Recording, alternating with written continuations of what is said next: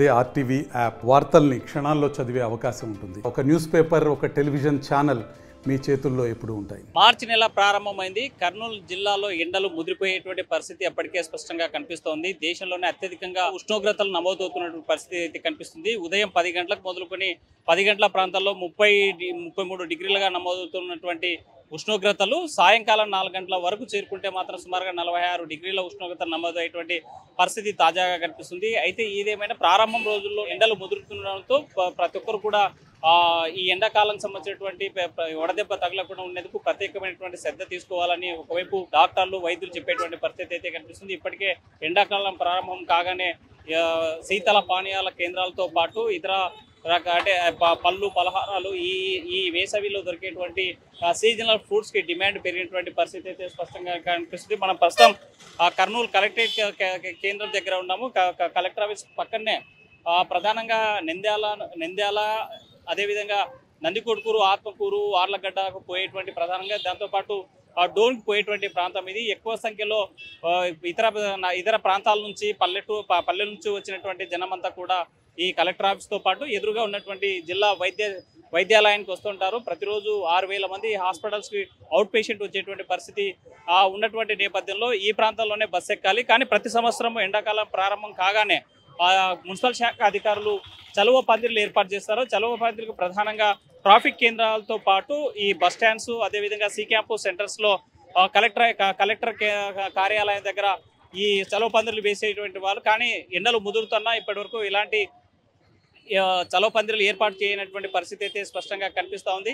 ఎండలు ముదురుతుండడంతో తమ పనులు త్వరగా ముగించుకొని ముందుకు వెళ్ళాలని చాలామంది జనం వచ్చేటువంటి పరిస్థితి అయితే కనిపిస్తూ ఉంది. అయితే పరీక్షలు ఒకవైపు నడుస్తుండడం, మరోవైపు 1 గంట ప్రాంతంలోనే పరీక్షా కేంద్ర ఇంటర్ పరీక్షలు పూర్తవగానే విద్యార్థులంతా కూడా బస్ స్టాండ్ చేరుకొని బస్ ఎక్కి తమ గమ్యాలకు చేరుకునేటువంటి క్రమం ఉండడంతో ట్రాఫిక్ పెద్ద ఎత్తున కనిపించేటువంటి పరిస్థితి అయితే కనిపిస్తోంది.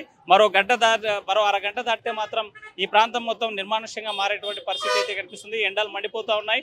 మరోవైపు ఈ చర్మ రోగాలు వచ్చేటువంటి పరిస్థితి ఉంది. కాబట్టి సీజనల్ ఫుడ్స్ తీసుకోవాలి. ఎక్కువ శాతం నీళ్ళ శాతం బాడీలో తగ్గకుండా చూసుకునే ఉండేందుకు అన్ని రకాల చర్యలు తీసుకోవాలని వైద్యులు చెప్తున్నటువంటి పరిస్థితి ఉంది. అధికార యంత్రాంగం అప్రమత్తం కావాలి.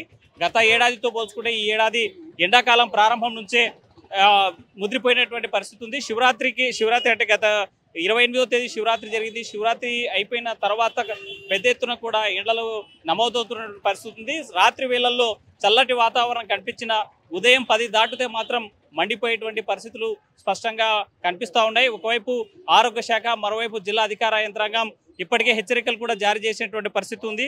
ఎవరైతే తమ పనులు ముగించుకొని త్వరగా ఇళ్లకి చేరుకోవాలి. మండిపోయేటువంటి ఎండల్లో తిరగొద్దండి. అంటే సీజనల్ ఫుడ్స్ వచ్చేటువంటి పుచ్చకాయలు లాంటివి తాటి నుంజలకి గిరాకీ పెరిగింది. అవన్నీ కూడా కిక్కిర్చేటువంటి పరిస్థితి కనిపిస్తుంది. ఏదేమైనా ఎండాకాలం ప్రారంభం రోజుల్లోనే ఎండలు ముదిరిపోవడంతో జనాలు ఇబ్బంది పడేటువంటి పరిస్థితి ఉంది. గత ఏడాది ఈ మండుతున్నటువంటి ఎండలకి ఇబ్బంది పడ్డారు. ముసలి వయసు ప్రధానంగా వృద్ధులు జాగ్రత్తలు తీసుకోవాలి. ఇకపోతేతో చనిపోయినటువంటి సంఘటనలు గతంలో ఉన్నాయి కాబట్టి ఆ రకంగా ఆరోగ్య సూత్రాలు పాటిస్తూ మంచినీళ్ళు ఎక్కువ తీసుకునేలాగా తీసుకోవాలని వైద్యులు సూచించే పరిస్థితి. ఏది ఏమైనా జిల్లా హెడ్ క్వార్టర్ వచ్చే వారంతా కూడా జాగ్రత్తతో ఇంటికి వెళ్ళాలి. ఎండ బారిన పడదు. వడదెబ్బ తగలకుండా చూసుకోవాలని వైద్యులు చెప్పేటువంటి పరిస్థితి. వీడియో చంద్రశేఖర్తో హుస్సేన్, ఆర్టీవీ, కర్నూలు. మరిన్ని వీడియోస్ కోసం ఛానల్ ని సబ్స్క్రైబ్ చేయండి. లేటెస్ట్ అప్డేట్స్ కోసం వాట్సాప్ ఛానల్ ని ఫాలో అవ్వండి. ఆ లింక్ డిస్క్రిప్షన్ లో ఉంది.